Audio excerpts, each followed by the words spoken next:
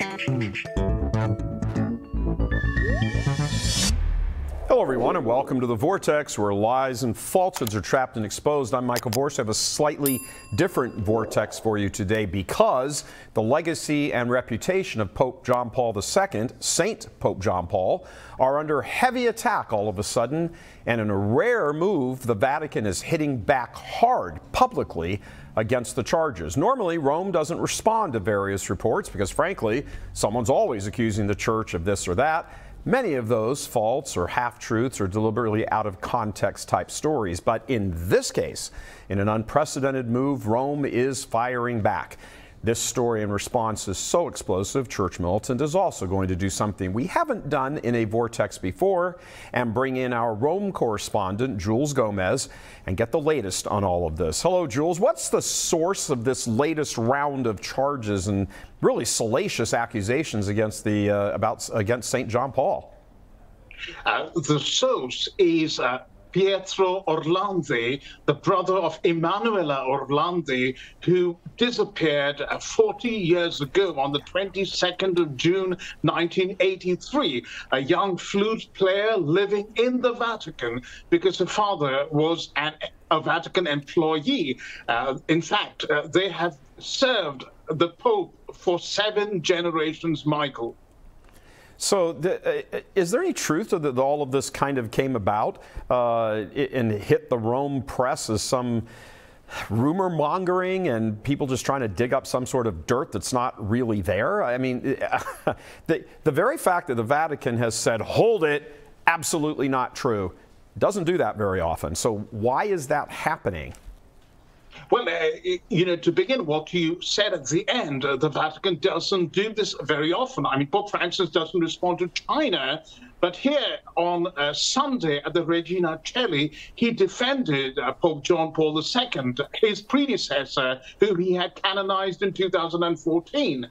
And on Saturday, the front page of L'Osservatore Romano had a defense, a very robust defense of Pope John Paul II. Andrea Tornielli, who otherwise tends to be rather silent, came out with all guns blazing, dismissing these allegations as cheap insinuations, and they even quoted Monsignor Stanislav Dziwisz, who, was the closest to Pope John Paul II. But to go on with your question, this has its antecedents in a Netflix documentary titled Vatican Girl that was aired in January this year and had a number of new twists, shall we say, to the saga of poor Emanuela Orlandi. It's kind of become almost a Dan Brown, Da Vinci Code kind of, a story. But the Netflix allegation documentary brought out some significant new evidence, including a testimony from Emanuela's best friend, who says that Emanuela Orlandi told her that she was being pursued by a very senior cleric in the Vatican, sexually pursued, who was a close friend of Pope John Paul II. And she told this to her best friend a week before she disappeared. This is set the timeline for us. Now, we all remember back in 1979, for example, John Paul's elected in 78. 1979, he goes to Poland. It wasn't his first trip, but it was just wild. I'm even looking at the video there from, millions of people turning out all over Poland. And that historic week visit eventually set in motion, the collapse of the Soviet Empire, the whole sort of Warsaw Pact thing there. The communists in the Kremlin were terrified of this very thing happening, and it happened. There was that massive, huge mass of 3 million people just outside of Warsaw.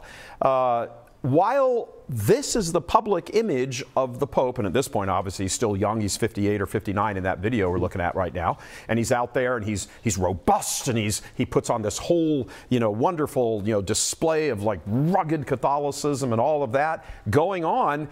And yet the rumor mills now and the Netflix documentary and all of this is saying, hey, don't believe what you see. he may have been doing all that, but there's all this other stuff going on behind the scenes. And this looks to us like a hill that the Vatican will die on, defending John Paul. Well, that is interesting you say that this is the hill they will die on, because they didn't seem to die on another hill that popped up in the press quite prominently a few months ago. We did a story on it. We, in fact, produced some of the original documents that were used to accuse Pope John Paul II of covering up predator priests who were molesting both girls and boys when he was Archbishop of Krakow. And the defenders of the Pope, including high-ranking bishops in Poland, came back and said that these accusations had been fabricated by the secret police because they were from the state archives during the communist regime. But then they continue to refuse to open the archives of the Catholic Church to researchers and investigators. So again, we are left with, hitting our heads against the brick wall. What exactly is the truth here? Another thing I think people might be helpful to understand this and keep it in context. It could very well be the case, because we actually have a proven, known example of this, that John Paul, and I think this is probably true of many clerics who are of a good will and a good nature, and they just don't want to see or they can't understand the depth of some evil, so when it's told to them, presented to them, they just don't know where to go with it. We have the case with Pope John Paul of Father Maciel. Now, he was the priest who founded the Legionnaires, and turns out he was one of the most perverted, corrupt, filthy men that I think the church has ever had. He was, engaging in sexual relations with men, women. He impregnated a woman, various women, had 2 sons, raped them. Was having little 5- and 6-year-old boys brought to his. I mean, it was just the most filthy, disgusting thing. John Paul was warned about this, told about this, by none other than, at the time, Cardinal Ratzinger, who was the head of the CDF. And John Paul just wouldn't believe it. It just didn't seem to be the case. He publicly praised Maciel twice. So could we have an example here of maybe what was going on, if anything was going on in Poland, where some of this horrible, awful stuff is actually going on and is being told to him, and he just isn't responding prudently. He just can't get his mind around that depth of evil, so he just dismisses the account. Is that possible? As that is possible, there are people who say that part of what prevented him from seeing the truth behind Maciel, and of course later of McCarrick, ex-Cardinal Theodore McCarrick, and this is what the McCarrick report showed, was that not only were these 2 guys towering celebrity figures, they were untouchable, but they also brought tons of money into the Vatican. Others would say that because John Paul II had lived under communists and he, was aware that they poisoned the minds of bishops, etc., turned them against one another, spread false propaganda about high-ranking clerics. This could be a communist tactic or a communist-styled tactic, and perhaps John Paul was wary of falling for that yet again. But then he didn't seem to act on these allegations and investigate them in time. There is a, I suppose you'd Catholics are fond of saying there's a mystery. There does seem to be something somewhat mysterious about all of this. There was never really any mention by Pope John Paul about the complete invasion into the priesthood of homosexuality and the buildup, even in the Vatican, various high-ranking officials. When Frederick Martel came out with this book, I think this was about 3 years ago, I think now, the Inside the Closet of the Vatican, the Martel book, that was a pretty extensive condemnation, really, expose. I mean, Martel is, you know, gay, practicing homosexual and all that. So you ask sometimes, well, is he just, you know, and does he have a dog in the fight? Yeah, he does have a dog in the fight. But the flip side of that is he has a dog in the fight. He understands, as a guy involved in that world, that this is how that world operates. And when that book came out, it was massively, massively explosive. We even had the point of bringing up this book is that much of the information in there was going on and involves various characters in the Curia and the Vatican who were there doing all this stuff while John Paul was the Pope, and later on, you know, Pope Benedict. That book, I just want to make the point here, is so explosive, and you know, there's not really any way to verify it. There's not videotape of things, but he said he talked to, you know, just dozens of people, and you know, he just knew all of this stuff. Whether it's true or not, you know, given what we've known lately, I wouldn't tend to dismiss it out of hand by any stretch. But the book was so explosive that when Steve Bannon was like, hey, have you seen this book? Cardinal Burke immediately did a 180 and ran the other way. Had nothing to do with Steve Bannon anymore. Didn't like the information that was in the book. You know, and this stuff, if it's even remotely true, and I can't believe the entire book is just a pack of lies from beginning to end. If this is going on under John Paul's reign, and of course what's coming out in this Netflix thing, which does seem very incredible, it does really seem to stretch the imagination of, you know, of these charges that the Vatican's hitting back against so hard. I think what's really difficult for many Catholics to get their mind around, because you're spinning with all of this stuff constantly. That's why we've established this show, the Rome Dispatch, with you and Brad, that's on every day, because there's just so much. There's so much information that it's difficult to keep your brain wrapped around it. When this sort of stuff comes out, what is the reaction, the Martel book, these charges, all of this, what's the reaction in Italy and on the ground in Rome? Michael, living here in Rome and now embedded in the Roman scene, in the Italian scene, I think I would agree to a large extent, you know, and accept what Martel is saying. I've been in touch with Martel myself, and off the record, he's provided me with stuff that leads me to believe that much of the book is credible. Now, interestingly, before Martel's book, and Martel, of course, has a vested interest in the whole homosexual network because he wants it to be open and free. But there's been tons of evidence to demonstrate that priests, for example, priests who come from all over the world to study at the various pontifical institutes here, go and visit prostitutes, and you can have a prostitute for 10 euros. I mean, you know, in those days it was lira, but that cheap. So this sort of sexual, you know, this sort of debauchery, if I can use that very strong word, is not particularly unheard of, and Romans know about it. I mean, I know incidents from the 60s where people, you know, an uncle sent his nephew, and he saw what the cardinals were doing with the Swiss Guard. So this is not, I mean, it's an open secret, let's put it this way. However, Martin points fingers at some very, very important people. Right. And what's significant here is Pope John Paul II was strangely silent on the homosexual plague invading the church. Maybe this is because of his own Polish background, where the church was under so much persecution that they just had to keep quiet about what was going on. And perhaps there was more heterosexual abuse in Poland than homosexual abuse, as in many other countries. Yeah, there is I can share with the audience because it's the folks aren't involved anymore, but on one of our trips to Rome, we had dinner with one of the Swiss guards and his wife, and I'm going to say his name, but or her name.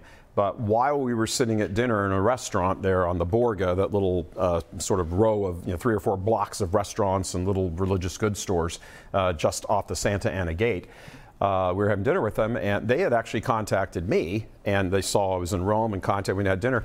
And while we were sitting there, the Swiss guard said to, I had my back to the rest of the restaurant, and he said to me, "Do you see him over there?" And I turned around and looked, and I said, "Which one?" He said, "The one just standing up." I'm like, "Oh, okay, yeah, see him." He says, "Turn back around, don't look at him." And as he was walking out, he said, "Yeah, he propositioned me." As a Swiss guardsman. He propositioned me, and his wife joined in and said, "Yeah, every single good-looking Swiss guard, that guy goes after." I'm like, "Who is it?" "Archbishop," I can't remember his name now. And I'm like, "What?" And they said, "Yeah, this is just commonly known. This is what happens there, that every time there's sort of a fresh crop of Swiss guardsmen, that, you know, this guy, and probably others, high-ranking prelates in the Curia, like scope them out and then try to, you know, do whatever it is you try to do with them." And if that's the kind of environment that is, I don't want to necessarily say accepted, but it, you know, is everybody's aware of it. It's like these open secrets that aren't even really secrets. Is it possible that John Paul, because he's just so, any pope, because he's just so isolated from the day-to-day, really isn't aware of these kinds of things? I mean, you get that, you know, the top guy, people aren't going to come running to, telling every last thing that happens. You got to go through a network of people to get to him. But is it possible that the pope just doesn't, in this case John Paul, but any pope, just isn't aware of this stuff? Especially if he comes from a foreign country and isn't in the Curia every day. Well, he's definitely aware. But, and we know from the Father Marco Ivan Rupnik scandal, you know, him abusing more than 25 nuns, much of that happening here in Rome at the Aletti Center, which comes directly under the Diocese of Rome, and which is getting millions of dollars from all around the world for its projects. Now, but everybody knew about it. Nobody dared to do anything, even when the nuns complained. So my take on this is Pope John Paul II knew. Did he know that this is abuse? Or did he simply think that this is consensual? Because I have lived in a hostel with very high-ranking priests and nuns in a certain country, I will not mention where, at the Bishops' Conference of India, sorry, I mentioned that, headquarters. And half the time in the nights, you know, priests and nuns were in each other's bedrooms or each other hostel rooms. And again, this was an open secret that you went to conferences to sort of engage in this sort of behavior if you were not, you know, absolutely straight and had your integrity right before God. I mean, these kinds of things, you know, just, you know, pouring out are, I mean, they're just awful. There's no other explanation or word or even way to, you know, sum this stuff up.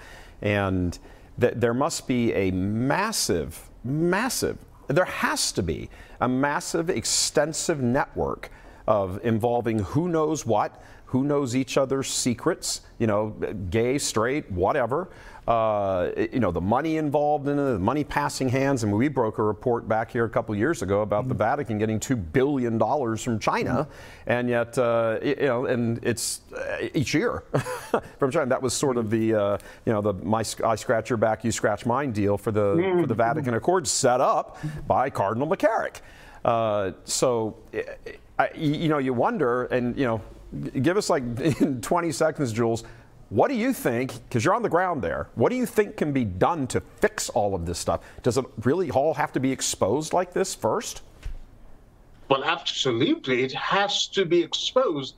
But we also need a few leaders at the top whose hands are clean. Because what's happening here, Michael, I was with about 30 priests yesterday, and we were talking about this. They were, you know, some of them were praising what we do at Church Militant and thanking us for bringing this dirt out, because they said, you know, we just don't know what to do with it. But then they also told me what I already knew, that the reason why much of this is not being exposed is because you are my superior, but you can't dare to do anything to me because I know your secrets and I'm virtually blackmailing you. And we were talking about a certain bishop, and they were asking me, why did he come to the top? Did nobody know that he had a criminal record? And it was because he was blackmailing his predecessor, because he knew his predecessor had an affair and had a child by the woman with whom he was having an affair. So he signed on the dotted line and gave the green light and got this guy promoted, even though this guy had a criminal record. It seems like the Netflix documentary on this has kind of missed the mark with these outrageous things. You know what? Why don't you just go to Rome and do a story on what's really going on? Oh, yeah. We already know. Nobody would believe it. Jules, thank you very much. You're going to be, on top of this and, and the continual things. Much appreciated, brother. We will see you around. Each day on our newly created Rome Dispatch show, Jules and our own Brad Eli here in Detroit bring you up to date on the latest happenings in Rome, because frankly, without these daily updates, which Rome Dispatch, that's the name of the show, Rome Dispatch is, it's nearly impossible for the average Catholic to get their brains around all of this. Jules will be keeping us updated on all of this and more, again, each day with Brad on the Rome Dispatch. Don't miss that. For all of us here at Church Militant, God love you. I'm Michael Voris.